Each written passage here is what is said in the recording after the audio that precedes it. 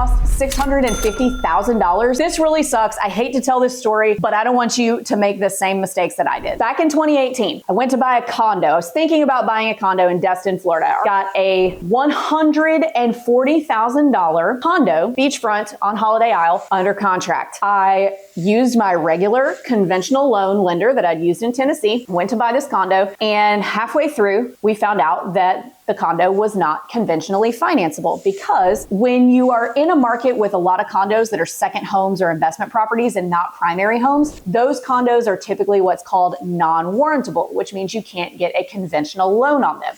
Doesn't mean they're not financeable, you just can't get a conventional on them. I did not know this. So I used my regular lender. We go under contract.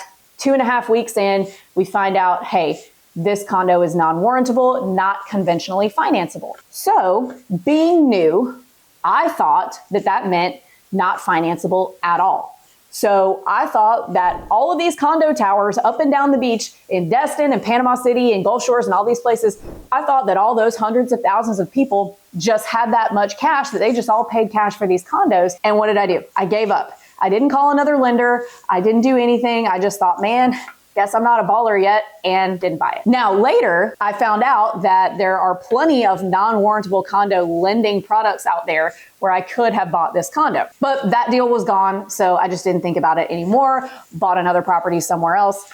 And years later, here's where we find out how big the mistake was. So it's 2024. That condo is worth $800,000. I would be $650,000 richer if I had made one phone call to another lender to find out if there were non-warrantable condo lending products. So the moral of the story is don't take no for an answer. When one lender tells you no, or you run into a problem on the inspection, run that all the way to the end. Make as many phone calls as possible. Don't say, oh, well, I guess I have to terminate then. Make sure that you research everything you can about that problem and make sure it's actually a problem before you terminate the deal. Here's a second mistake. I have terminated earlier in my career properties that had hairline foundation cracks and found out later that, hey, those are really common in mountain markets, and it's the bigger stair step cracks you have to worry a little bit more about.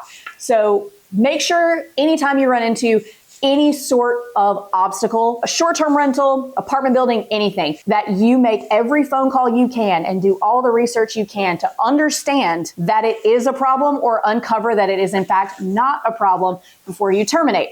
Don't lose $650,000 like I did.